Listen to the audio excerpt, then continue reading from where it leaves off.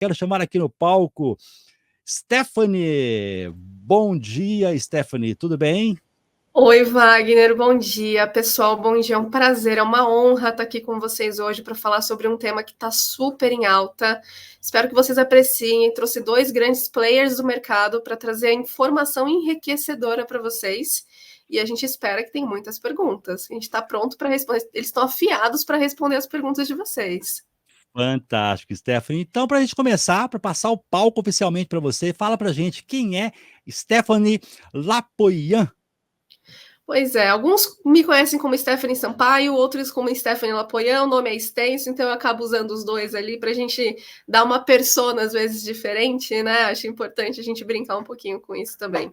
Mas fora as brincadeiras, bom, eu sou formada em gestão comercial, estou me graduando agora também em economia e tenho um MBA em negociação, vendas e alta performance. Então, gosto muito de estudar. Estou na Cinebem faz 3, quase 4 anos. A empresa que está em expansão, né, virando digital helper agora. Então, a gente tem muita coisa boa para trazer para vocês dentro desse mercado de rastreabilidade e inteligência artificial. E aí, agora eu trago, né, peço a presença do Luiz e do Mauro. Maravilha, Stephanie. Então é o seguinte, ó, o palco é seu, tá? Assim que você chamá-los, eu já coloco eles na tela aqui com você para poder dar andamento, tá? Combinado? Perfeito. Você pode trazer eles para a gente, Pode então, que a trazer? gente Então vamos lá. vamos todo mundo Mauro junto. e Luiz, Olá! Olá, sejam pessoal. Bom bem-vindos. dia. Muito obrigado pelo convite. Pode se Excelente. apresentar, Mauro, fica à vontade. Eu sou Mauro de Oliveira, eu sou diretor de comunicação e marketing aqui no Noticiando, que é uma empresa que cuida da comunicação e do marketing de várias outras empresas, UB, a Cinebem, Digital Helper, Total IP, Saber, enfim, são várias empresas no grupo, a gente cuida de toda a parte de comunicação e marketing para fazer com que essas empresas tenham mais protagonismo. Eu sou doutor em marketing também, sou matemático e jornalista, brinquei um pouquinho nas duas áreas e acho que é legal a gente sempre tentar compartilhar algum tipo de conhecimento com vocês. Mais uma vez, muito obrigado e obrigado a todos que estão assistindo. Obrigada, Mauro. É por isso que eu peço para eles se apresentarem, porque o currículo é gigantesco. Se eu fosse falar, talvez eu me perderia algumas dessas informações. E aí agora eu dou a voz ao Luiz para se apresentar para a gente também. Excelente a todos, um dia maravilhoso, um dia excepcional. Eu sou o Luiz Santos, eu sou um especialista na área de gestão empresarial, muito focado em aceleração empresarial por meio de processos, por meio de melhoria contínua e tecnologia, orientado para resultados. Sou um administrador, diria, multidisciplinar, também sou terapeuta cognitivo-comportamental, atuo nas áreas de desenvolvimento de equipes, implantação de projetos, planejamento, e ajudo empresas a conseguirem reorganizar toda a sua estrutura de visão de negócios para que elas consigam ter melhores resultados. E hoje nós temos uma expectativa maravilhosa de podermos compartilhar um pouco dessas vivências voltadas para esse mundo da tecnologia, esse mundo da inteligência artificial generativa e uma série de novidades que estão no ar e que eu acredito que podem ser da curiosidade de todos nós e quem sabe possamos aprender juntos. Obrigado por essa oportunidade. Excelente, vocês viram, né? São dois grandes nomes de peso aqui, que vão trazer muitas informações relevantes para o conteúdo, né? Que é a revolução da inteligência artificial, com a rastreabilidade de dados, com peso de tecnologia, que transforma hoje o meio corporativo das empresas. E aí, vamos começar então a introduzir o nosso assunto. Wagner, Bom você vai bate-papo. Bom agora bate-papo para vocês. Agora é com vocês. Obrigada, Wagner. Bom, vamos lá, pessoal. Eu vou entrar um pouco no assunto da Digital Helper a Cinebem, que é uma empresa de desenvolvimento de software. É uma empresa voltada para soluções em documentos, mas não só assinatura e armazenagem, mas também rastreabilidade e inteligência artificial com esse tipo de documentação. E quando a gente fala um pouquinho sobre documentação, a gente se remete a tempos remotos, né? Épocas das cavernas, quando as pessoas se comunicavam ali por desenhos nas paredes, né? Então, tudo ali gerou, o Mauro, né, que é um comunicador, depois pode complementar um pouquinho sobre isso, né? A comunicação, ela começou lá atrás, né? E aí depois a gente teve registros por cartas, teve máquina de escrever, para quem pegou essa época. Eu tive a oportunidade também de pegar a máquina de escrever. A gente teve os livros contábeis, os registros contábeis que eram gigantescos. Quem pegou a época de fax, eu peguei também, tive a oportunidade. Trabalhei numa empresa de telemarketing, em que a gente se comunicava com os clientes através do fax ainda na época. E era até engraçado a gente tentar entender que dinâmica era essa, né? Porque na época não tinha tanta tecnologia assim. Os computadores eram gigantes ainda, né? A gente ainda ficava, meu Deus, como pode, né? Como essa transmissão acontece assim em tempo real? Então, os registros em correios, quando a gente fala em documentação, né, era muito comum que os documentos fossem enviados via correio, apesar dos correios ainda existirem, né, para outros objetos, para documentos não tanto mais. Hoje é muito mais e-mail e plataformas, né, e tinham várias limitações e desafios quando a gente fala sobre esses tipos de rastreabilidade, né, como eu mencionei agora, como erros humanos, a demora por falta de organização ou às vezes por extravio, a falta de uma integração com um sistema centralizador.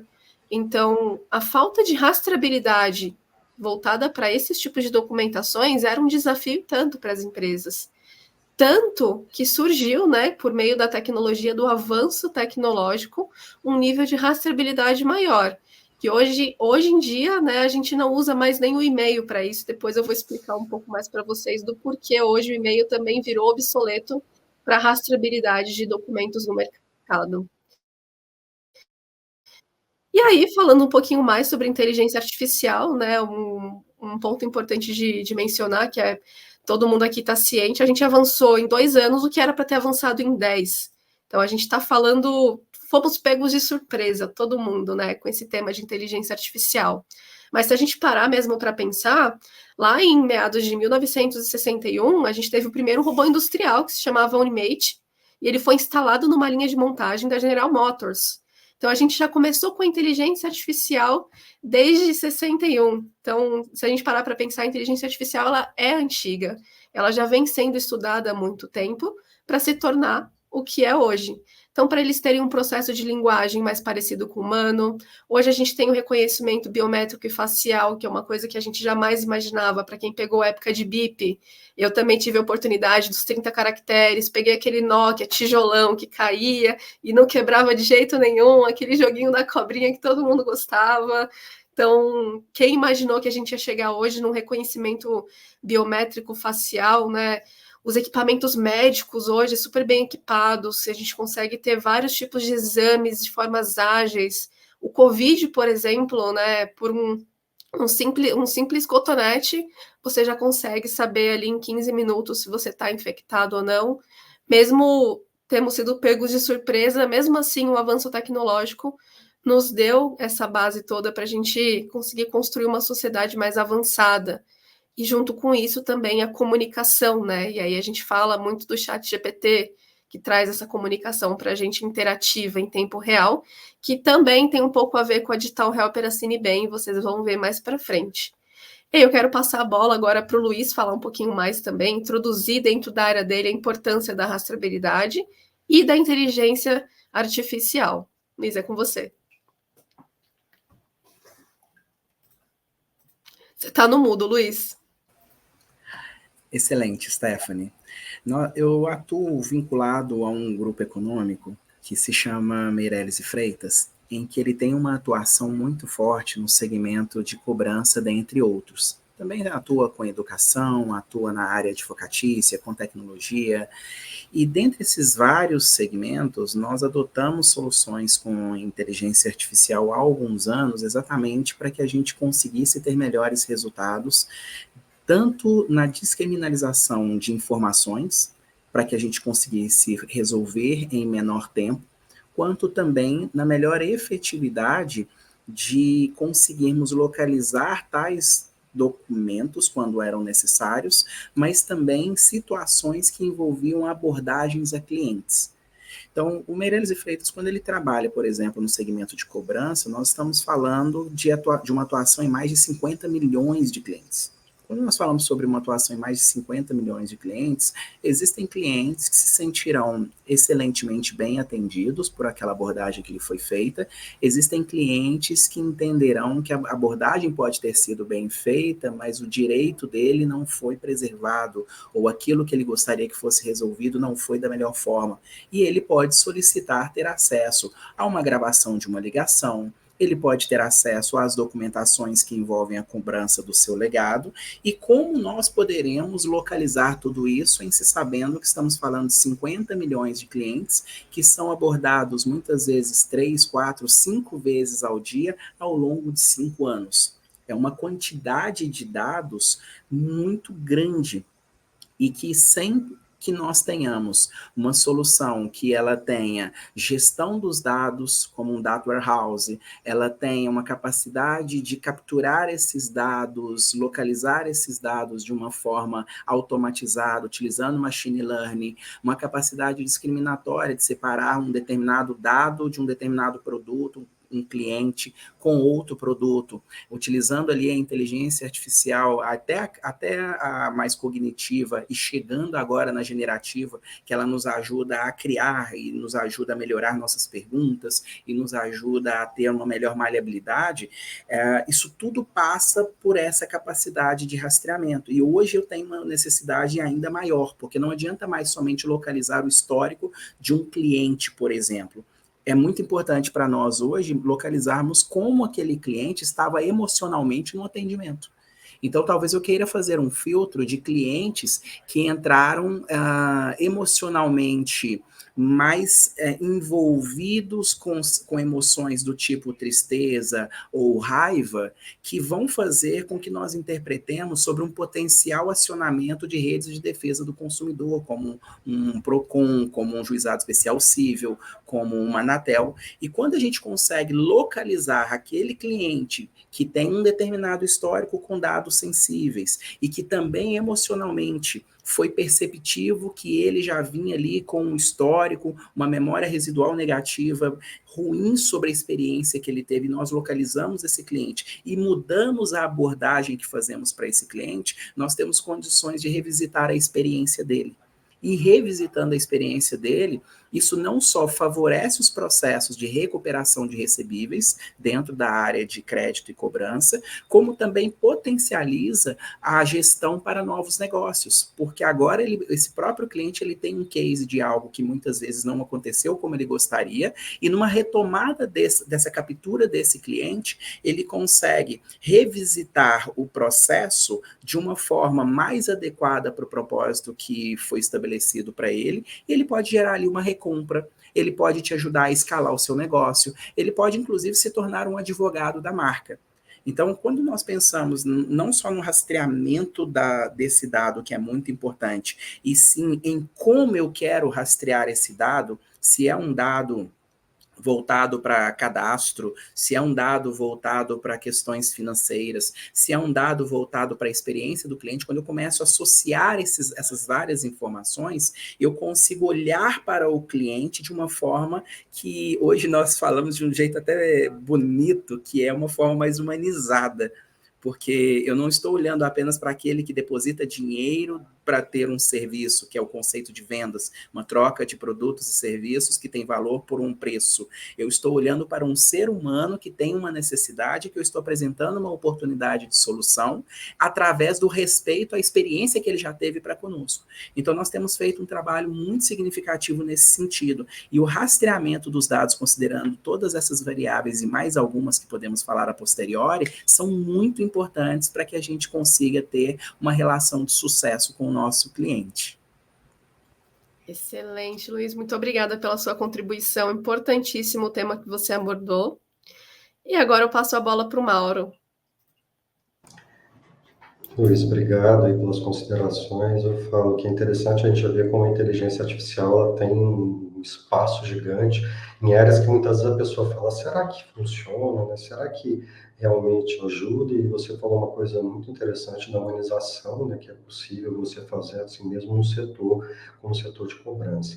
E quando eu vejo a questão da inteligência artificial, Stephanie e Luiz, Eu me lembro muito quando a gente comentou, eu, inclusive, fui professor de datilografia, eu digitava lá com os 10 dedos, ainda digito com os 10 dedos aqui, para mim, eu falo que é uma coisa básica, e eu lembro que das pessoas falarem, olha, com o computador, todo mundo que datilografa vai perder o emprego, né? Agora que surgiu o computador, a gente vai ter diversas pessoas que vão ser impactadas, só que quantas novas vagas foram criadas? Ok, eu não uso mais a máquina de datilografia, mas eu continuo com o teclado no computador. Então, a gente percebe que essas evoluções, que de uma certa forma causam o receio, elas, na verdade, são os pontos que permitem com que você saia de uma zona de conforto. Eu lembro quando eu estava na faculdade, o pessoal começou a falar lá da internet, as pessoas falam, mas para que é isso? E aí você veja quanta coisa é possível com a internet, assim como a gente está aqui falando, eu aqui em São Paulo, o Luiz está lá na Fortaleza, né, Mineirinho também, então a gente consegue se comunicar e fazer uma live como essa, independente do lugar que você esteja. Então, a internet ela abriu todas essas portas. E aí, quando você vê, quando se fala, como a Stephanie muito bem introduziu, desde quando? Desde 1950, que é o tudo, então a gente tem lá o pai da inteligência artificial, e quando saiu, uma coisa que eu vi assim, e agora? Que eu escutava muito disso, vão acabar com os empregos, né? O que vai acontecer? E a gente percebe que, de uma certa forma, eu imagino, como eu vejo isso, muitas atividades repetitivas que usam muito banco de dados, de uma certa forma, aliás, a inteligência artificial vai ajudar isso demais, fazendo grandes análises de dados. Isso vale para qualquer segmento. Então, você vai tirar atividades que são muito repetitivas e vai dar para as pessoas um conceito mais de humanização. Você vai pegar exatamente o que o ser humano tem de melhor. Eu não consigo, pela inteligência artificial, pegar uma nuance de uma conversa, muitas vezes fazer uma negociação, como tem a minha área. Eu não vou conseguir vender uma pauta para um jornalista de TV, mas com a inteligência artificial eu consigo ter acesso a um banco de dados gigantescos. Então, por essas redes neurais que nós temos, eu consigo buscar uma informação rapidamente. Isso vai facilitar muito a vida de diversos segmentos. Então, na minha concepção, você não vai ter empregos perdidos, você vai ter empregos gerados. E muitas dessas pessoas que hoje ficam com receio, tá, mas será que vai me impactar? Eu acho que, na verdade, vai forçar com que essas pessoas saiam da zona de conforto. E para cada um de nós, eu acredito que quem está nos assistindo, eu mesmo, a gente está sempre buscando conhecimento. Então, se a gente pensar em termos de números, e uma coisa que eu percebo, que a maior parte das empresas globais, cerca de 80%, já estão focadas em inteligência artificial. Então, não é uma coisa que é pequena, que vai impactar, está impactando vários mercados. Então, os números, as cifras, Stephanie, eles chegam a mais de 15 trilhões que vão ser gerados, falando de dólares, hein, na economia global por conta da inteligência artificial. Além disso, tá, eu vou perder o emprego? Não, eu vou, mas 133 milhões de novos empregos surgirão. Então, é legal a gente pensar como eu, enquanto cidadão, enquanto pessoa, como eu estou inserido aqui nesse espaço. Quando o ChatGPT saiu em novembro de 2022, foi aquele furor, né? Todo mundo foi atrás, me serviu muito como uma rede aí de conversação, e a gente pode buscar, colocando lá qualquer conteúdo, rapidamente ele acaba utilizando. Eu também sou pesquisador, e eu fiz uma análise de dados, você pega um artigo científico, você pede para ele resumir, colocar um ponto-chave, você consegue ter acesso a essa informação que você demoraria muito tempo para condensar, você vai ter acesso rapidamente. Então, se eu tenho acesso na questão de texto, também me permite ter acesso a qualquer outra solução. Ontem mesmo eu peguei um texto que era a história, né, da minha família, joguei lá na inteligência artificial, que é o Suno, e ele fez uma música, e eu escolhi o tema, então fez uma melodia, e quem cantou, óbvio, não fui eu, nem foi a própria inteligência artificial, e aí você consegue fazer uma série de coisas, desde gerar imagem, fazer texto, mexer com programação, sistema, como o Luiz muito bem falou, essa questão de rastreabilidade, a gente vê uma das empresas do grupo, que é a Total IP, ele já consegue fazer no transcription, ela já consegue tirar, dar uma análise para poder dar um feedback, por exemplo, para uma pessoa de atendimento, para eu resumir um determinado tópico. As possibilidades da inteligência artificial são gigantes, seja na área de comunicação, seja na área de processo, na área financeira, e sim, eu vou eliminar tarefas que são repetitivas, mas também vou fazer com que essas tarefas possam ser impulsionadas, assim como que quando começou o computador, eu lembro que eu comecei a usar, a gente escrevia muita coisa à mão, imprimia não, escrevia no massas atividades, a partir do momento que você tem computação, você consegue imprimir, você consegue dar mais qualidade, e com a inteligência artificial, você não precisa mais buscar os livros, você tem acesso a essa grande massa de dados. E o melhor, você tem de uma forma que é uma análise resumida e que isso vai me permitir aproveitar essa capacidade da IA generativa, ou mesmo da IA tradicional, de trazer esses dados e criar coisas novas. Eu sempre acredito que qualquer mudança, independente que ela seja, qualquer tecnologia, vai trazer para você que está nos assistindo, para cada um de nós, uma reflexão. Onde eu posso melhorar? Então, você tira as pessoas da zona de conforto. Então, isso vai impactar diversos mercados, mas o melhor de tudo, ela vai fazer com que você que aqui estamos estudando, reflita sobre o seu papel na carreira, o seu papel na sociedade e o quanto você espera mudar nesse novo ambiente. Então, a gente falou aqui sobre inteligência, deu esse overview aqui em números, a gente tem esse próprio exemplo aí da questão de rastreabilidade, começou lá atrás, hoje eu consigo mandar um container e saber exatamente onde ele está, então eu consigo rastrear um produto, isso diminui o custo, até mesmo quando a gente faz uma simples compra, eu consigo saber onde aquele produto está, se ele chegou ou não, que parece uma coisa simples, mas não é. Isso faz com que uma empresa diminua estoque, então a gente vê grandes marcas já utilizando isso, e a gente vai fazer o quê? Vai só alegar? Não, a gente não tem que negar. A gente não, não, isso vai perder meu emprego. Não, vamos lá, onde eu posso melhorar o meu emprego? Se a gente pensar em atendimento na Stanford, você tinha lá o atendimento por telefone, que ainda é importante, mas você hoje consegue colocar um chatbot e fazer com que isso funcione 24 horas por dia, 7 dias na semana. E eu tenho lá uma série de perguntas e respostas que esse próprio chatbot consegue responder. Então, muito do que era no passado uma dependência para conseguir ter um contato humano, a gente consegue filtrar boas partes dessas dúvidas e sim, quando a pessoa, o chatbot não resolveu, você passa para falar com o humano, mas toda aquela parte de preâmbulo, de confirmação, de fazer um direcionamento, essa inteligência artificial consegue falar para mim. E o melhor, chegar com a satisfação de quem é usuário, de quem é cliente. Muito bem colocado, Mauro. Eu quero aproveitar esse gancho do que você trouxe para a gente, para trazer a questão da transparência e da confiança do consumidor quando a gente fala de rastreabilidade e inteligência artificial, porque isso bate muito de frente com a Lei Geral de Proteção de Dados, né, a LGPD. Como é para vocês essa questão? Como vocês enxergam o mercado nessa questão de transparência e confiança do consumidor?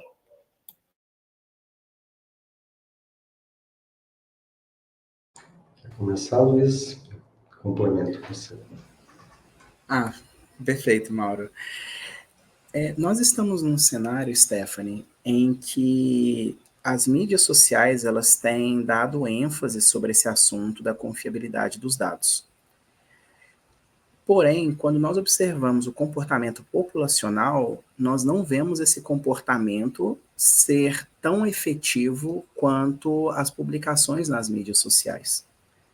A Lei Geral de Proteção de Dados, dado que ela foi sancionada, nós já temos hoje a Agência Nacional de Proteção de Dados, a ANPD, como um órgão regulador desse tema. E embora nós saibamos que as multas por conta de extravio de dados sensíveis, elas podem chegar a 50 milhões ou 2% do faturamento de uma determinada empresa, que pode significar muito para o resultado global dela, muitas empresas e muitas pessoas ainda não compreenderam a efetividade e a gravidade disso. Esse é um assunto tão delicado que, se nós pararmos para refletir, nós poderíamos aqui até pedir às pessoas que estão nos assistindo para responderem: sua empresa possui um DPO, que é um profissional que realmente vai responder pela Lei Geral de Proteção de Dados na sua empresa? Você sabe o que é um DPO? Outra coisa muito importante, no site da sua empresa tem cookie? Você está autorizando aquela empresa a utilizar os dados os seus próprios dados a serviço daquela empresa, e você já leu o que aqueles cookies te autorizam ou não a fazer e como que a empresa está se posicionando dentro da política de privacidade de dados? São perguntas fechadas, em que se qualquer uma das respostas foi não tem DPO, não tem política de cookie, não tem política de privacidade, eu não me atento a isso quando eu estou num navegador, não estou numa determinada empresa, é um sinal do quanto que esse olhar da proteção de dados, ele ainda não está na nossa cultura. Nós sabemos que a cultura, ela tem muito a ver com o nosso conjunto de crenças e valores e também os comportamentos observáveis. E nós não vemos esses comportamentos observáveis, principalmente nos mais jovens. Existe aquele jargão que foi fortemente conhecido nos últimos 2 anos, que quando uma determinada rede social, uma determinada plataforma não te cobra nada pelos seus dados, você é a moeda, você é a pessoa de valor, você é aquilo que vai ser, em algum momento, ser utilizado para ser vendido para uma determinada empresa. E quando nós estamos falando sobre isso... É aquele famoso li concorda, né? Exatamente. Ninguém lê ali as instruções, aceita e vai embora. Ninguém lê, e a gravidade desse ninguém lê, ela é tamanha. Por que que ela é tamanha? Por exemplo, vou dar um exemplo aqui de rastreabilidade de dados numa simples escola. Eu sou pai, eu tenho uma criança de 3 anos. Eu chego na escola, vou fazer a matrícula do meu filho. Eles me pedem identidade CPF, comprovante de endereço, algum comprovante de renda. Como a criança ela ainda não tem um histórico pregresso de ter participado de outras instituições, talvez eu não tenha outros documentos para entregar, mas a vacina, alguma coisa assim. Eu entrego, ela me pede esses documentos. Como é que ela me pede os documentos? Uma xerox. Aí eu vou em algum lugar para poder xerocar isso. Ou seja, aquela gráfica, aquela empresa de cópias, ela pode tirar mais de uma cópia e ficar com meus documentos com ela, eu não estou sabendo. Que ela entra numa salinha, tira a cópia e me devolve. Mas beleza, aqui eu tenho um documento materializado. Aí eu chego na escola e entrego dentro de um envelope para a secretária. O que a secretária faz? Ela tira outra cópia. Ela tira uma cópia, confere com o meu original, às vezes ela carimba, me devolve a cópia, então ela deixa em cima da mesa, me dá um papel para assinar e eu vou embora. Aqueles documentos em cima da mesa vão para onde?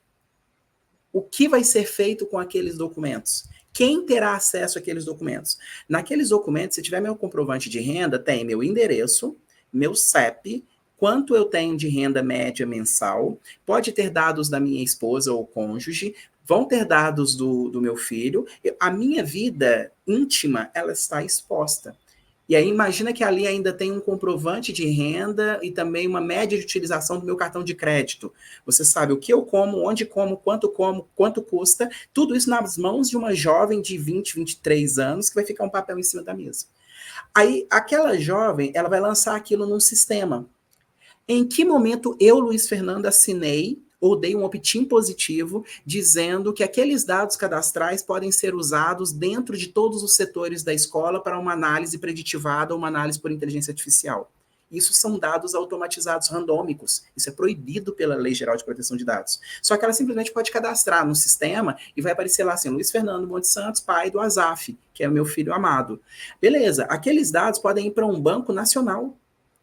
E se aquela escola está integrada a outras escolas, porque aqui eu estou falando de uma criança de 3 anos, imagina que ela tenha dentro daquela estrutura escolar, que a criança pode fazer o Fundamental 1, Fundamental 2 e por aí vai. Ela pode transmitir esses dados para o Fundamental 1, para o Fundamental 2 e eu não estou ciente. E aí quando o meu filho chega no final do ano, olha o que acontece, estou eu recebendo no Instagram um fomento de um possível produto que eles estão lançando para crianças da minha idade, sendo que eu nem autorizei esse tipo de situação. Quando esse tipo de situação ela fica mais evidente, nós começamos a nos perguntar até que ponto as empresas e as pessoas entenderam o que é a Lei Geral de Proteção de Dados, até que ponto elas entenderam que a Lei Geral de Proteção de Dados ela não foi feita para penalizar, ela foi feita para trazer consciência de que os seus dados, eles não podem estar expostos, principalmente em mãos de empresas e pessoas que não têm compromisso ético com a sua pessoa, com a sua essência, com a sua existência. E as pessoas, elas, de uma certa forma, elas não compreenderam isso. Quando a gente está falando de rastreabilidade de dados sem respeitar a LGPD e sem respeitar esses compromissos éticos, nós estamos falando sobre uma sociedade que ela ainda está muito vulnerável a ataques cibernéticos. Por que vira e mexe a gente escuta que alguém perdeu o WhatsApp? Ou perdeu o Instagram, ou uma empresa foi hackeada, ou uma empresa agora está tendo que responder para a Agência Nacional de Proteção de Dados com multas altíssimas, e a gente tem grandes empresas no Brasil hoje que estão respondendo processos gravíssimos porque alguns daqueles dados foram extraviados, alguns dos clientes existentes naqueles dados foram vendidos para grandes empresas multinacionais, que agora têm dados sobre o que você come, onde você frequenta, onde você dorme, como você vive. Agora, imaginem isso na área da sexualidade. Uma criança de 3 anos sendo exposta a pessoas que têm históricos de pedofilia, históricos de abuso sexual, etc. Ou seja, as implicações do desconhecimento da LGPD, dos aspectos éticos, da sua própria responsabilidade sobre informar seus dados para terceiros e sem ter uma rastreabilidade de dados que te traga, primeiro, a consistência do dado, que não pode ser um dado adulterado, a sabedoria se naqueles dados existem dados sensíveis, como cor da pele, religião, dados familiares e por aí vai, além de financeiros e dados cadastrais. Sem esse respeito a toda essa situação, você não consegue ter uma previsão de futuro para uma empresa de forma muito idônea, porque ela vai ser abalada no mundo corporativo e a pessoa física pode ser que ela tenha ali uma responsabilidade também, porque ela não buscou ter esse tipo de conhecimento que já está disponível para todos. Então, a confiabilidade de dados associada à proteção de dados, aos processos éticos, a cybersecurity, são muito importantes nesse momento. É um assunto que deveria ser ensinado nas escolas. Até porque quem não tem um celular nas mãos hoje? Quem hoje não está numa rede social? Quem hoje não tem um banco digital cadastrado no seu aplicativo?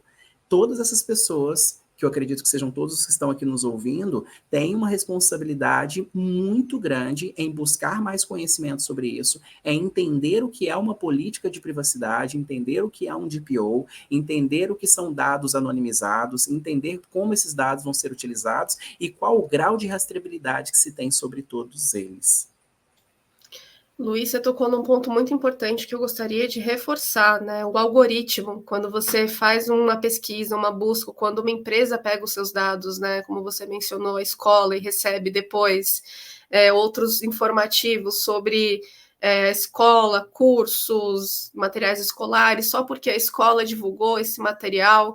Imagina uma criança hoje com 3, 4 anos com acesso ao celular, que acaba entrando em sites sem querer, em mídias sociais sem querer, e começa a receber esses algoritmos, né? Olha o risco que a gente está trazendo para as nossas crianças também, né? Quando a gente fala em segurança de dados. Não é mais só para a empresa ou para a pessoa, para o adulto, mas para a criança também é um risco. Porque realmente hoje qual criança não tem o celular nas mãos, né? É um fato relevante. Obrigado por ter tocado nesse assunto. Mauro, você quer complementar ou a gente pode ir para o próximo tópico? Você que manda. Só vou complementar uma coisa que o Luiz falou, que, de fato, se a gente chegar nessa questão de segurança de dados, me lembra muito uma preocupação que a gente começa a ter no ano eleitoral, seja aqui em qualquer país, de até que ponto aquele dado, aquela voz, aquela imagem pode mesmo ser daquela pessoa. Porque eu consigo hoje clonar minha voz, eu consigo clonar minha imagem, colocar que eu estou falando qualquer coisa. Então, não só o dado mesmo, como diz a LGPD, tem uma questão de imagem, de conteúdo, eu posso atribuir alguma coisa, será que sou eu mesmo que estou falando aqui? Será que isso faz parte do que eu acredito? Então, a inteligência artificial tem essa questão ética que vai ser discutida, mas, ao mesmo tempo, eu acredito que os próprios sistemas vão ter que buscar uma forma de evitar que isso aconteça. Como é um tema, por mais que as pessoas falem, começou lá em 1950, inclusive falar, desde 1700 já se buscava uma possível inteligência, hoje a gente colocou isso de uma forma, uma progressão geométrica gigantesca. E isso me preocupa. Até que ponto uma informação divulgada, uma imagem divulgada, seja na internet, isso é realmente daquela pessoa? E isso nós precisaremos avançar. Claro, eu acredito que a própria inteligência artificial ela vai começar a buscar e criar ferramentas para fazer essa proteção. Um exemplo clássico que eu vejo, uma coisa até que eu achei positiva, até como usuário da própria Citibank, que eu faço assinatura digital, então recebe um contrato. Às vezes a gente não tem paciência de ler. Então, quando você entra numa solução que resume onde está a multa, onde está o problema, quais são os problemas éticos, isso empodera essa pessoa que vai assinar o contrato, que vive essa realidade, opa, tem uma cláusula aqui que eu não concordo, porque como bem disse o Luiz, a Stephanie, quanta coisa te fala, estou de acordo, porque se você não estiver de acordo, você não pode instalar aquele software.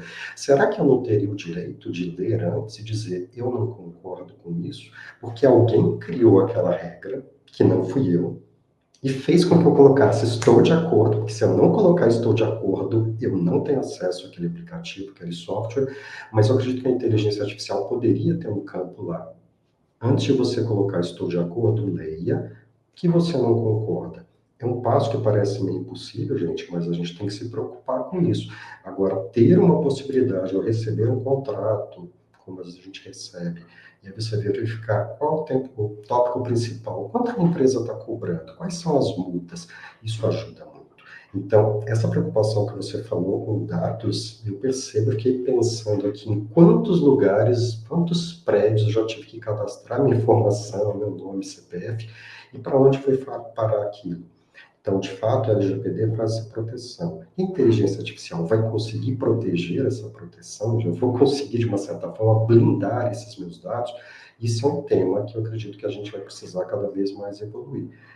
Eu acho que essa questão de criptografar os dados, ela é uma coisa muito positiva, mas infelizmente há vazamentos, mas eu acredito, Stephanie e Luiz, que a gente está caminhando para uma situação melhor, até para colocar essas camadas de proteção, porque senão o seu filho, Luiz, vai crescer num mundo onde todo mundo já vai saber o que ele consome, onde ele mora, quem são os pais, a renda, então a sociedade. Então você vai ter que uma necessidade muito grande de ter sistemas de inteligência artificial preocupados com essa blindagem.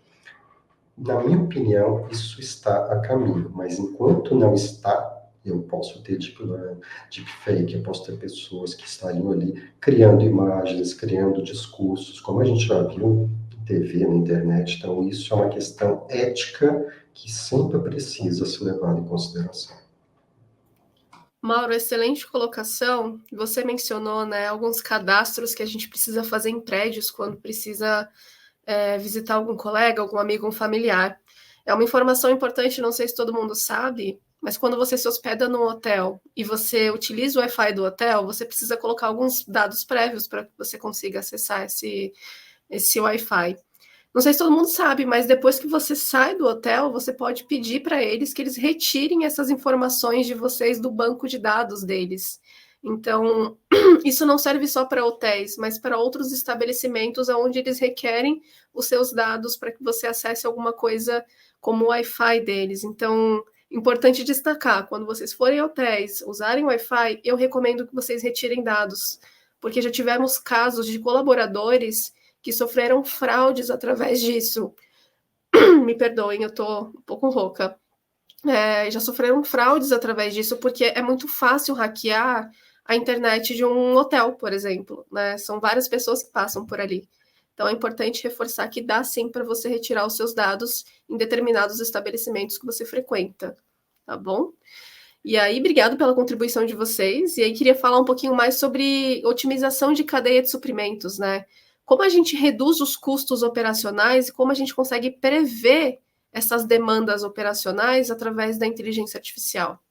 E aí eu passo a bola agora para o Mauro, né? Vou aproveitar que o Mauro introduziu para a gente.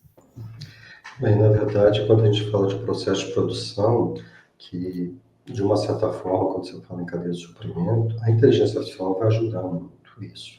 Porque antes você tinha a questão humana, não que o humano não consiga fazer isso, mas são muitos dados.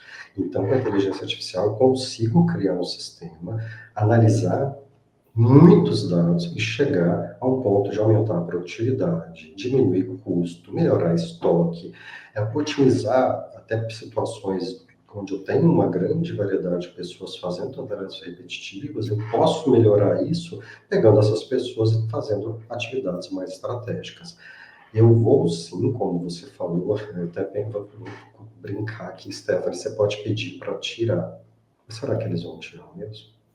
Essa é uma questão que a gente tem que Até que ponto tem a confiança que a gente tem que ter. Mas se você pensar nessa questão de cadeia de suprimentos, sim, a gente vai ter um ganho muito grande. Se você pensar na própria indústria automobilística, na indústria de medicamentos, eu acho que a IA ela vai acabar auxiliando, trazendo análise de dados moleculares, que isso pode gerar uma grande produção de medicamentos, analisar imagens médicas. A gente pode falar de cadeia de produção, a gente tem que pensar em todos os segmentos que são importantes e que impactam a vida de cada um de nós. E a IA, na minha concepção, ela não é negativa, ela é positiva e ela não tem mais nenhuma chance de não existir. Ela chegou, a cadeia de suprimentos vai usar, texto vai usar, desastres naturais eu posso prever, análise de grandes dados.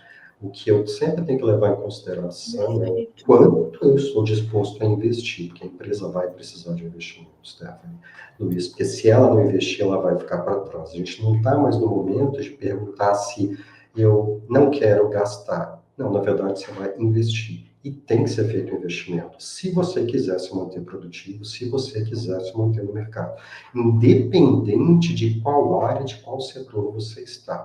Seja até para ver um texto de rede social, seja para você pensar numa matéria que está saindo, uma questão de acesso à informação, como vocês já colocaram, a gente tem que pensar que isso não é o caminho que eu posso evitar. Isso vai acontecer, aliás, isso já está acontecendo.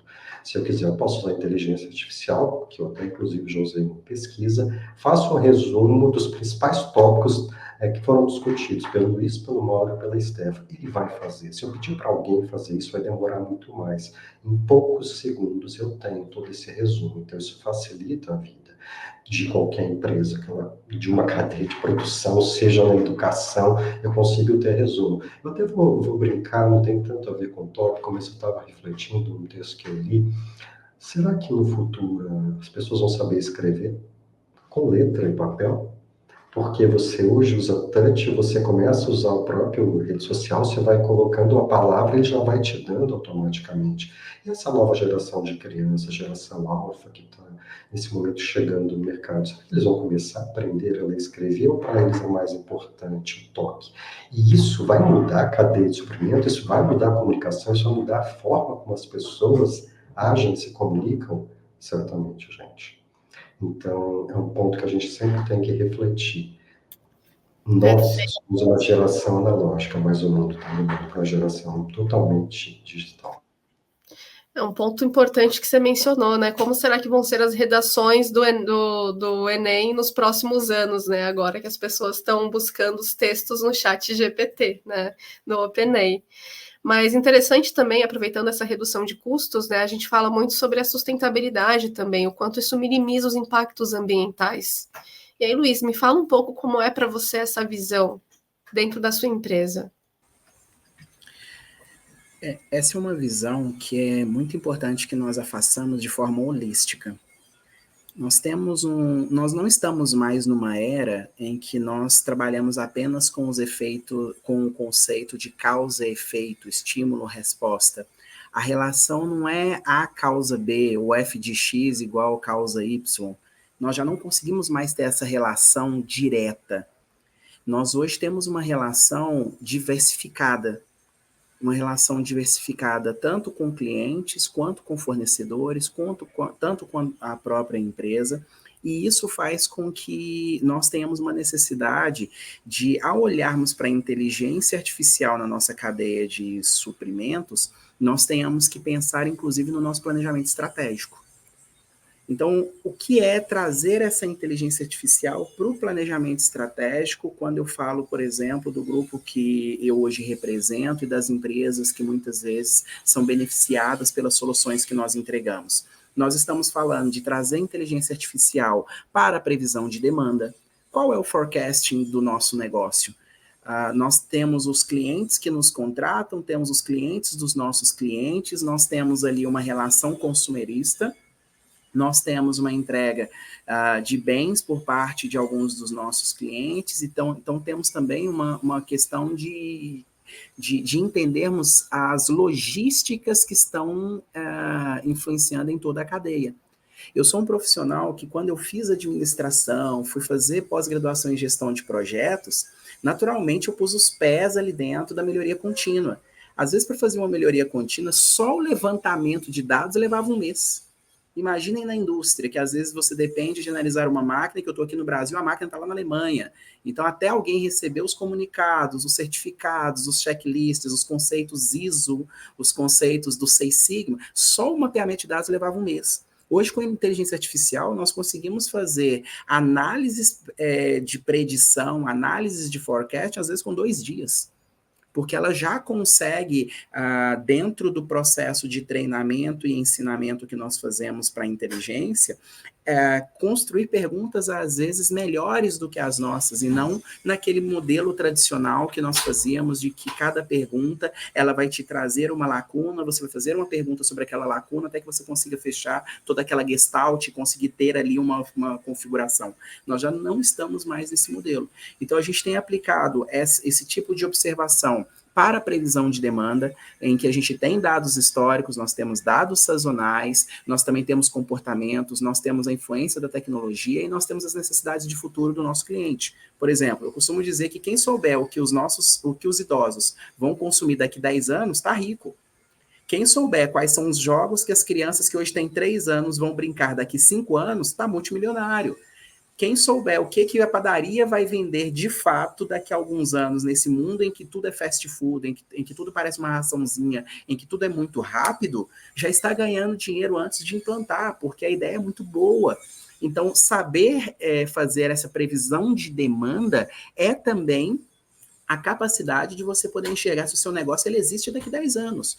Porque se ele não estiver pensando nisso, pode ser que daqui a 10 anos você não tenha mais um negócio para continuar chamando de seu. Então, a gente aplica isso para previsão de demanda, a gente aplica isso para poder entendermos as logísticas que envolvem a nossa estrutura. E aí, quando eu estou falando de logísticas, eu estou falando, para quem é de tecnologia, por exemplo, eu trabalho com links. Eu tenho um link que me conecta com o Rio de Janeiro, eu trafego dados nele. Mas qual é o risco de acidentes que eu posso ter nesses links que tem fibra ótica? Como é que eu calculo os acidentes que nós tivemos? Qual é o impacto disso? Como é que eu consigo criar uma previsão para poder evitar que situações dessa natureza venham acontecer até a última milha? Da mesma forma, a gente precisa trazer a inteligência artificial para poder falarmos de detecção de erros e anomalias. Uma situação interessante, pode ser que o Mauro ele até queria falar um pouco sobre isso, que é o seguinte, o Brasil fala muito de gestão de projetos. Isso é comum. Então, quando eu olho para tudo que a gente está construindo aqui, em algum momento isso foi um projeto, teve um início, um meio e um fim e foi entregue. Só que nós não temos uma memória muito positiva para a qualificação dos projetos, gerando ali um banco de dados de projetos, para que a gente saiba quais projetos de fato foram entregues dentro de uma assertividade ou acurácia adequada e quais não foram. Esses conhecimentos, eles são na cabeça dos gerentes de projeto Brasil afora.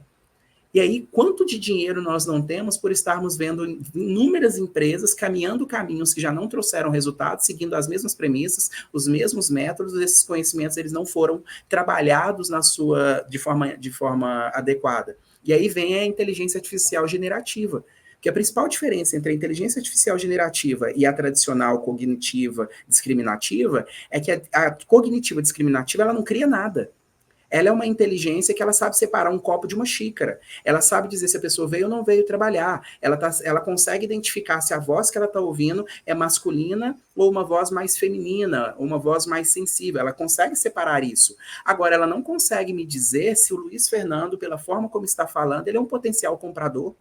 Ela não consegue fazer alguns determinados drill downs das tratativas que me levariam a potencializar o meu negócio e, quem sabe, chegar a uma solução que verdadeiramente atendesse à necessidade do meu cliente, porque a generativa agora, ela tem esse poder de criar. E quando você traz isso para previsão de demanda, você traz isso para detecção de erros, você revisita os seus processos logísticos e também começa a colocar algo que é muito importante, que é reconhecer padrões de ameaças cibernéticas, ou seja, você colocar a IA na segurança cibernética da cadeia da sua empresa, para você conseguir entender quais são os ataques que as empresas estão recebendo, como que a gente consegue ter verdadeiras barreiras protetivas para as empresas, gerando rastreabilidade, gerando preditividade, conseguindo automatizar processos e, principalmente, que isso não seja caro.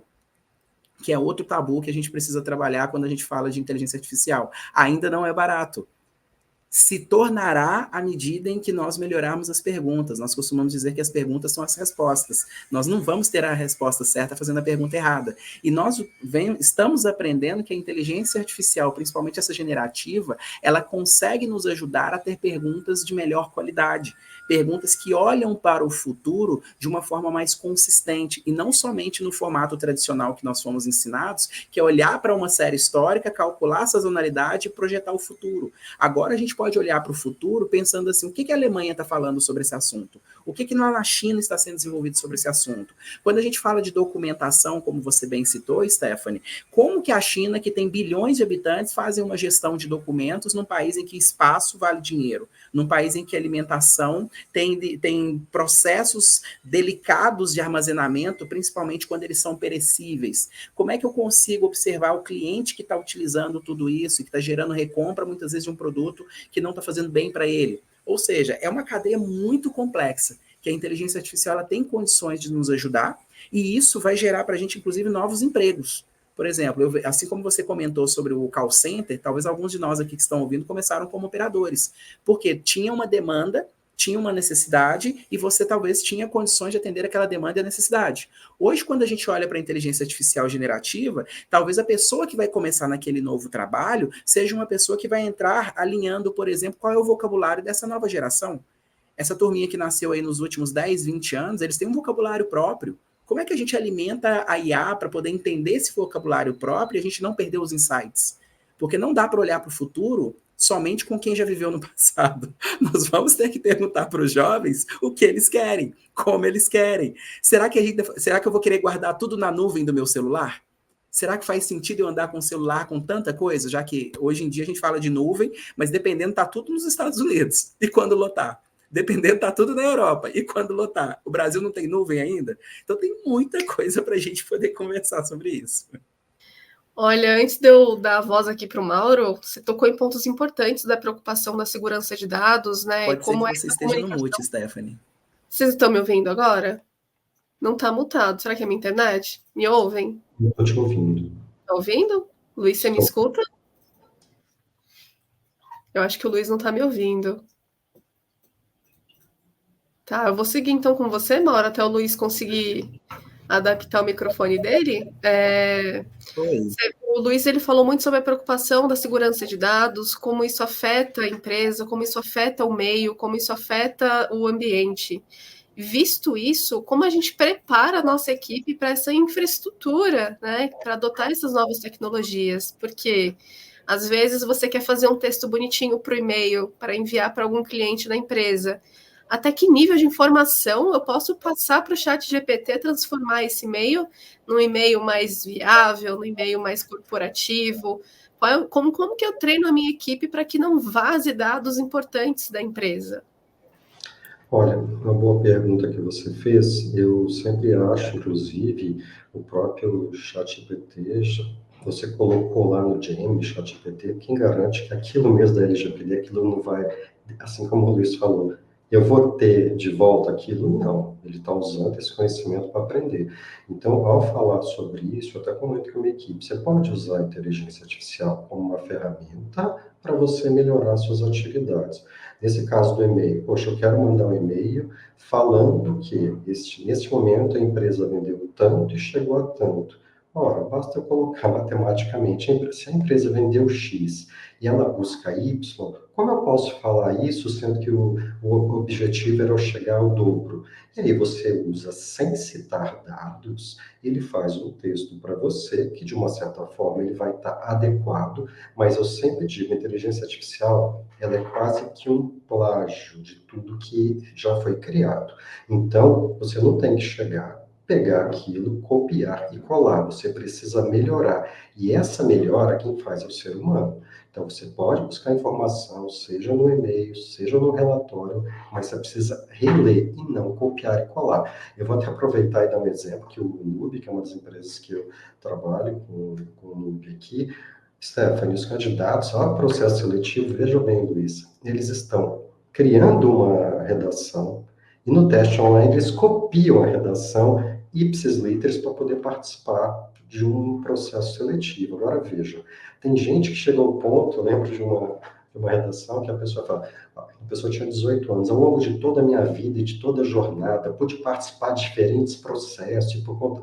Tudo bem, a pessoa de 18 anos pode ter participado, mas você vê claramente que aquele texto não é dela. Então, isso é um caso que é complicado. Assim como você citou o e-mail, você pegar um funcionário que vai fazer um relatório onde ele está plagiando aquilo. A gente tem que usar a inteligência artificial para melhorar processos. Isso vale na questão, inclusive, da sua empresa, que assine bem. Eu posso assinar um documento automaticamente, eu posso usar uma proposta inteligente, que é um serviço que vocês têm, que é muito legal, mas como eu uso a IA para melhorar esse processo? E não simplesmente usar a IA como uma única ferramenta que vai fazer tudo isso sem a análise do ser humano. Perfeito. Perfeito. A gente está aqui na reta final, né? Temos poucos minutos. Aqui a gente tem muito assunto, a gente poderia passar o dia falando sobre isso, né? O Luiz mencionou também um pouquinho uma pergunta muito importante que eu ia fazer sobre como isso vai reverberar nos próximos anos, né? Como essa tecnologia vai avançar, e ele já respondeu, né? Quem souber disso está com ouro nas mãos. Então, eu peço para vocês deixarem uma mensagem final para os nossos espectadores que estão aqui agora nos ouvindo. O que vocês deixam como lição para eles quando a gente fala sobre a evolução da inteligência artificial ligada à rastreabilidade de dados dentro das empresas?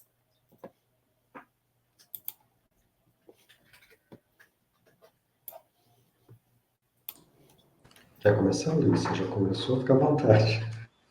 Me permita devolver a gentileza para você. Vamos lá, então, sugestão que eu falo, você falou da questão de rastreabilidade de inteligência artificial. Eu acho que para quem está ouvindo, deve pensar o seguinte, tudo que é dado, tudo que você compra, processo que você está inserido atualmente na sua vida profissional, na vida pessoal, isso sim pode ser rastreado. É negativo? Não. Isso te dá, inclusive, empoderamento para saber onde está aquilo, o impacto que tem aquilo. Claro, pensando em dados criptografados, a própria mensagem que você manda no WhatsApp, ok, está criptografada. A gente garante que é isso, eles garantem que é isso, mas você pode rastrear aquela mensagem, você pode rastrear aquele produto. Hoje, ele poderia ser rastreado, mas a mensagem final é: tenha cuidado com dados sensíveis e, principalmente, observe o que está sendo gerado, se realmente é relevante ou não.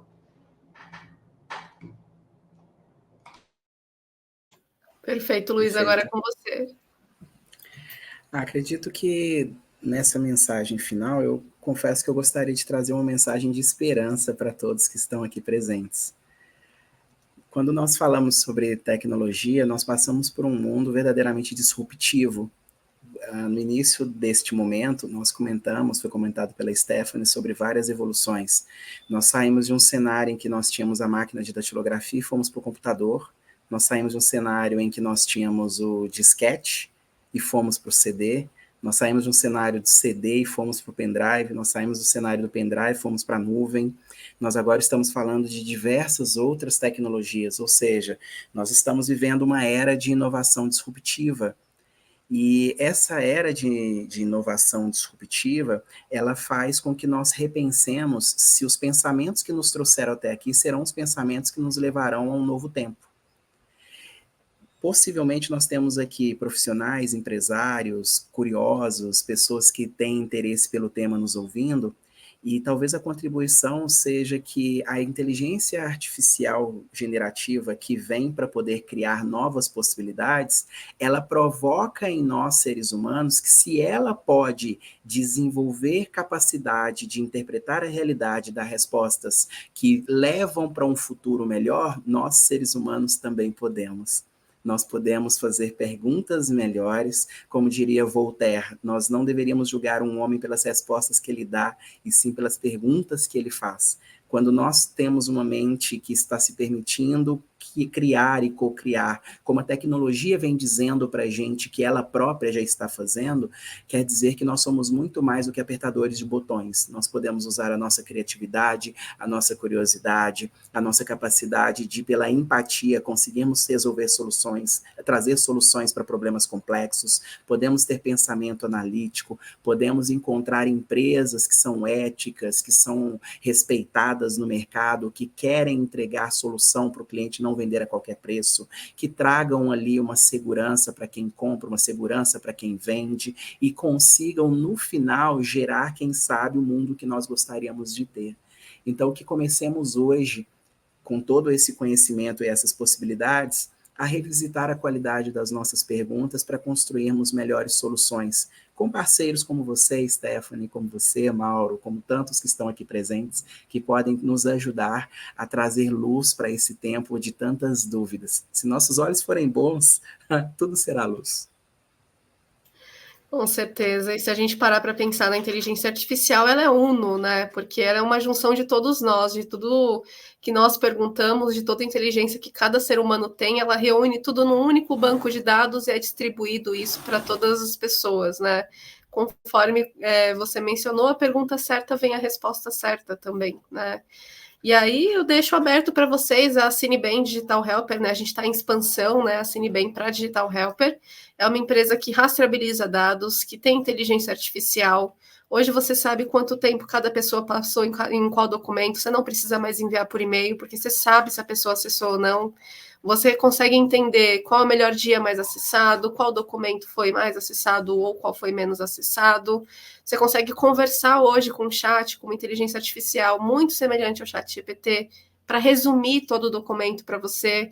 Então, hoje a gente traz para você toda a rastreabilidade de dados com a inteligência artificial unificada num único produto, num único serviço, com várias outras ferramentas que podem agregar ao seu negócio. Então, deixo aqui o link para vocês acessarem, para que vocês entrem em contato conosco. E, claro, o LinkedIn de cada um dos participantes, dos nossos ilustres palestrantes hoje, que foi uma honra estar aqui com vocês, foi uma honra compartilhar esse conhecimento. E não sei se dá tempo ainda, Wagner, de responder algumas perguntas, mas se tiver, pode mandar, que eles estão afiados. Então vamos lá, hein? Tem a pergunta aqui da Júlia Alves. Como posso integrar IA em pequenas empresas de forma eficaz e acessível? Muitos proprietários dessas empresas reconhecem a importância da IA, mas frequentemente não têm budget necessário para investir. Quais estratégias posso adotar para oferecer soluções acessíveis e eficientes, agregar valor com a IA e desmistificando a ideia de que ela substituiu o trabalho humano? Eu sempre parto do princípio, né, que foi muito discutido aqui hoje, que a gente precisa tirar as pessoas do operacional e colocar elas de onde realmente importa, na parte mais estratégica da empresa. Então, é a Júlia que perguntou, né, o nome dela? Então, Júlia, a ideia é você mostrar para o seu gestor o quão eficiente é você deixar uma tarefa rotineira junto da inteligência artificial, enquanto você, como pessoa, como gestora ou como colaboradora, não sei qual setor, qual área você focar numa parte estratégica da empresa. Então, fala, olha, gerente, diretor, deixei rodando aqui o processo, enquanto isso eu já fiz tantas coisas. Entrega para ele um resultado pronto, que eu tenho certeza que ele vai repensar isso, e o budget vai surgir em algum momento. Ele vai conseguir dar um jeito de trazer esse budget para dentro da empresa. Luiz, Mauro, vocês querem complementar com algum ponto? Sim. A pergunta dela é muito importante porque pequenas empresas muitas vezes estão olhando para a inteligência artificial somente sobre a ótica do custo incremental de setup e depois a implantação de se trazer os motores de inteligência artificial para suas empresas. E o que eu gostaria de compartilhar é que existe um custo muitas vezes não precificado pelas empresas, que é a perda do First Call Resolution, que é a resolução no primeiro atendimento. E para isso já existem excelentes empresas que conseguem te dar um primeiro atendimento, que às vezes você está levando 4, 5, 7 minutos utilizando o humano, através de soluções de bot.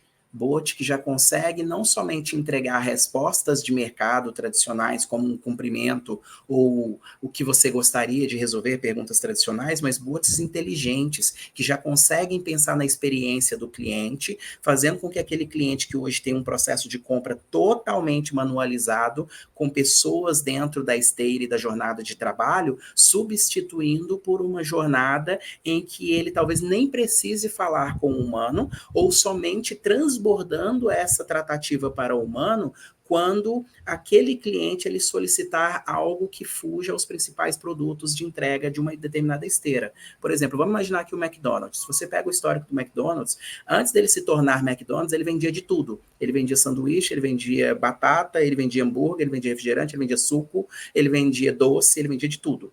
Quando eles entenderam o que o cliente mais comprava, eles fizeram um pareto daquilo. Eles entenderam que 80% da renda veio de 20% dos produtos. Quais produtos eram? Hambúrguer, batata e refrigerante. Quando eles entenderam isso, eles criaram uma jornada de compra para esses três. Só que eu estou falando de algo dos anos 50. Uma pequena empresa, ela também tem um pareto de quais são os produtos que trazem 80% da sua renda.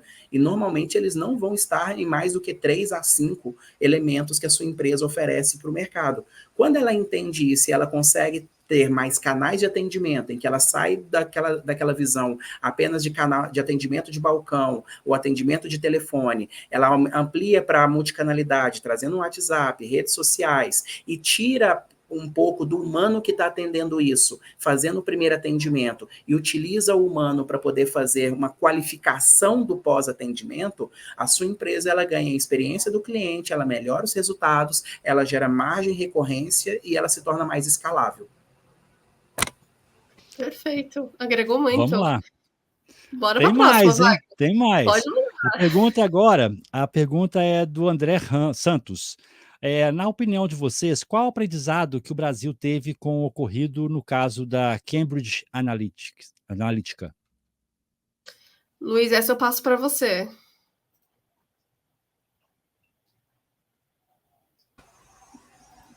Meu áudio voltou? Sim. Olhando para o comportamento das empresas, eu acredito que muito pouco ou quase nada. Um exemplo disso é quando... Meu áudio travou? Olhando para o cenário brasileiro hoje, a meu ver, nós aprendemos muito pouco ou quase nada com o que aconteceu. Primeiro, porque tem um apelo midiático. Então, quando a gente olha para a Cambridge Analytica, a gente sabe dos aspectos eleitoreiros que estão ali, as big techs que estão por trás e a forma como foi conduzido, aquilo não ganhou um apelo midiático que poderia ter ganhado. Segundo, no Brasil, nós não temos um processo psíquico educacional orientado para a segurança de dados. Isso é completamente novo para a população. Hoje, as crianças de 3, 5 anos têm celular nas mãos e quem é que está olhando para o que aquelas crianças estão assistindo? Desde desenhos animados até sexualidade. Tá vendo desenho animado, certo? Mas qual a qualidade disso? Ou seja, a capacidade de influência por algoritmos, desde crianças até adultos, hoje ela não tem a rastreabilidade que se precisava ter. Nós não falamos de política de privacidade de dados no país como deveríamos falar em todas as empresas. Por exemplo, de todo mundo que está assistindo a esse nosso momento, quantas empresas realmente podem dizer que tem uma política de privacidade de dados publicada, que nós podemos pesquisar aqui no Google e conseguir enxergar como que você respeita a LGPD? Eu asseguro que menos da metade, sem analisar os dados. Por quê? Porque, normalmente, quando nós estamos falando sobre isso, as empresas que realmente estão preocupadas com isso são empresas que participam de licitação ou empresas que participam de requisições de processos de concorrência pública, que são entre muitas vezes envolvendo o governo e às vezes envolvendo outras empresas. Quando você analisa isso, tem um monte de empresas, e o Brasil tem 5.500 cidades, são 20 milhões de empresas. Menos da metade, menos de 5% disso está realmente envolvida com toda essa segurança de dados. Então, se aqui hoje nós começarmos a pegar empresas, como por exemplo as farmácias, para que uma farmácia precisa do seu CPF? Saiu uma reportagem recentemente no Fantástico, nas redes nacionais, etc., falando sobre a utilização, as perguntas que as farmácias fazem sobre CPFs e que às vezes ela está registrando dados dos últimos 10 anos. Imagina esses dados utilizados para eleger um vereador local, numa cidade em que tem uma farmácia ou uma rede qualquer que seja, que ela domina a maior parte daquela cidade. A população vai votar sem nem saber por que está votando. O escândalo da Cambridge, ela não só construiu imagens, ela não só trabalhou estereótipos, ela não só criou conceitos, mas ela mostrou o quanto que nós somos vulneráveis a influências psíquicas. Ou seja, existe um poder na comunicação, existe um poder na comunicação inconsciente, subconsciente, aquela comunicação indireta, em que você todos os dias vê um outdoor com uma placa da Coca-Cola. Você nunca tomou Coca-Cola, seu filho nunca tomou Coca-Cola. Um dia seu filho pede Coca-Cola e você não sabe por quê. Então, a meu ver, eu não tenho uma estatística para embasar a minha resposta, mas conversando com empresas no Brasil há mais de 20 anos, atendendo a mais de 50 milhões de clientes aqui no nosso grupo, o Brasil aprendeu muito pouco ou quase nada com essa história. Eu gostaria de estar muito errado. Você concorda, Mauro? Você discorda? O que você pensa? Olha, infelizmente, vou ter que concordar com você. Aliás, eu acho que o Brasil tem muito para aprender em muita coisa e infelizmente, você respondeu, você foi para essa colonou minha fala, mas eu acredito que, como eu até havia dito, o que a gente pode esperar de um processo eleitoral, o que eu posso esperar das novas atividades, do nosso processo, que eu tenho a dizer que a inteligência artificial, nesse ponto, tem um papel importante a cumprir. Maravilha. Wagner, vamos para a última para a gente Vamos deixar lá. o pessoal almoçar? Vamos lá, vamos para a última pergunta. Eu já deixo aqui o desafio para quem estiver ao vivo e não teve a pergunta respondida, tá, gente? Vou fazer a última pergunta aqui, na sequência que nós colocamos. E as demais perguntas que não foram respondidas, o desafio é se conecte aos palestrantes, ao Luiz, ao Mauro e à Stephanie, e faça a sua pergunta diretamente para eles lá, que eu tenho certeza que eles vão te dar o retorno, tá? E a pergunta é o seguinte, olha, na sequência. Cadê? Sumiu. Temos alguma... Da André Santos, tá? Temos alguma pena que nos protege do mau uso dos meus dados? Olha, a LGPD, sim, ela tem penalizações e é caro, na verdade, né, Luiz? A pessoa paga caro por isso. Infelizmente ou felizmente, na verdade, eu posso dizer que infelizmente, nem sempre é possível, e a gente nem vê tantas pessoas indo atrás disso. É uma coisa que eu percebo que quase fica no mundo da informação, que acho que a gente tem no Brasil, não adianta nem ir atrás disso, porque não vai funcionar. Então, a gente tem essa filosofia de que não adianta lutar por isso, mas tem sim, você pode ir atrás, você pode buscar, André, sobre isso, assim como qualquer empresa. Eu já vi várias empresas tendo seus dados utilizados erroneamente. Uma empresa é mais fácil ela ir atrás. Uma pessoa física, muitas vezes, é mais difícil porque ela não quer contratar um advogado, porque ela não quer ir em busca dos seus direitos, mas sim, tem e pode. Mas aí tem um Reclame Aqui, né, Mauro? A gente ainda tem um recurso do Reclame Aqui que ajuda muito até para sim, que é uma outra ponta, né? Que é uma outra ponta. Tem uma ponta, exato. Felizmente ou infelizmente até existe possibilidade. Eu falo infelizmente que é no sentido de que quantas pessoas de fato fazem isso? Acho que falta ainda para o brasileiro mais consciência dessa questão de uso dos dados. Eu concordo com essa visão, sim. E não só a população ela pode entrar em contato com a Agência Nacional de Proteção de Dados, como ela também pode entrar em contato com o PROCON.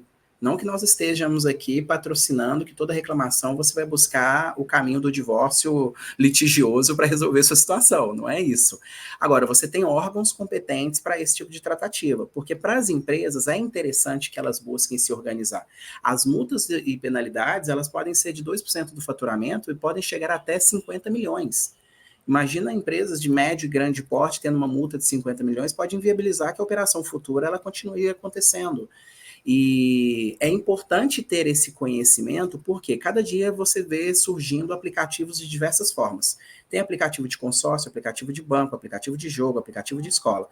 Certo, você é usuário desses aplicativos. Se eles estão utilizando os seus dados para benefício próprio e muitas vezes você não é cientificado desses dados, esses dados eles vazam por algum motivo e te trazem um prejuízo, qual a consequência desse prejuízo, não vou nem dizer financeiro, emocional, para alguém, por exemplo, que tem um vazamento de nudes? como a gente viu em várias redes sociais recentemente com artistas famosos, em que a gente percebeu que relações íntimas dos seus cônjuges estavam em redes sociais porque vazaram, porque a pessoa teve os seus dados capturados ali, ou mesmo empresas que tiveram vazamentos de dados sigilosos de pagamentos de clientes que realizaram pagamentos em Pix, esses dados vazaram, o QR Code vazou, capturaram uma série de dados no intervalo ali de 2 horas, e a empresa ficou completamente vulnerável e agora está respondendo processo no Brasil e fora do país. Então, as consequências, as implicações, elas são muito grandiosas. É muito importante que nós estejamos conscientes disso, até porque eu contrataria uma empresa que ela está legalizada. Eu contrataria uma empresa que ela rastreia os dados com qualidade. Eu contrataria uma empresa que seja idônea.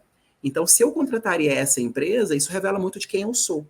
Então, a recomendação é, se existem boas práticas nesse meio, procure empresas que verdadeiramente consigam transmitir para você essa legitimidade na adequação dos seus dados, porque isso demonstra um respeito. Eu diria que as empresas no Brasil hoje que entenderam isso, elas têm mais valor de mercado, porque elas estão investindo num ativo que é um ativo eterno. Os dados da pessoa revelam a identidade dela. E hoje você tem como se proteger com isso também. O Serasa, ele te informa se os seus dados estão sendo utilizados por algumas empresas, né? Então, quando a gente fala sobre penalidade, a gente também tem uma responsabilidade interna, né? Não é só da empresa, é nossa também. Então, correr atrás disso, saber se a empresa é idônea, que a gente comentou lá no começo, do Li Concordo, leiam antes. Eu sei que é chato, é muita coisa, mas leiam antes para vocês se protegerem, para que não chegue ao ponto de precisar ir a uma penalidade, um PROCON, um Reclame Aqui, enfim, ou qualquer outra instituição que possa te proteger legalmente na LGPD, por exemplo. Então, a gente tem formas hoje que a gente consegue sim se proteger, porque a gente tem órgãos que garantem a nossa segurança. Então, também depende um pouquinho da gente aí se mobilizar para tentar se proteger o máximo possível. Espero que a gente tenha respondido bem as perguntas, viu, Wagner? Com certeza responderam. Se deixasse aqui, a gente ia até amanhã, né? Porque tem muita pergunta no chat. Fica o desafio aí para quem está com a gente. Infelizmente, não teve como a gente fazer a sua pergunta aqui, tá?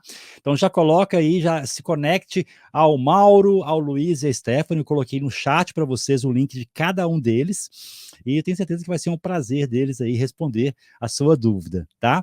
Então, assim, em nome da AB Info e do Instituto Information Management, quero agradecer aqui ao Mauro de Oliveira, Luiz Santos e Stephanie Lapoyan que fala, né? Lapoyan.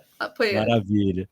Por estar com a gente nessa edição do webinar, e nos encontraremos com certeza aí em futuros eventos, tanto presenciais, que são diversos aí, que vocês estão sempre juntos, né, do Information. Somos parceiros de longa data. Isso. Então, nos encontraremos em breve aí, já, para mais eventos, ok? Com certeza, Wagner, obrigado. Luiz, Mauro, Luciana, agradeço muito a todos vocês pela participação, pela ajuda, e vocês, espectadores que estiveram aqui conosco hoje. Foi fundamental, foi importantíssimo essa presença, essa participação de vocês, e as perguntas que eu espero que venham mais. A gente está aguardando aí no LinkedIn que vocês se conectem conosco e tragam as informações que vocês queiram tirar dúvidas. Maravilha, gente. Um abraço, Luiz, um abraço, Mauro, um abraço, Stephanie. Um abraço. Até a próxima. Obrigado, gente. Próxima.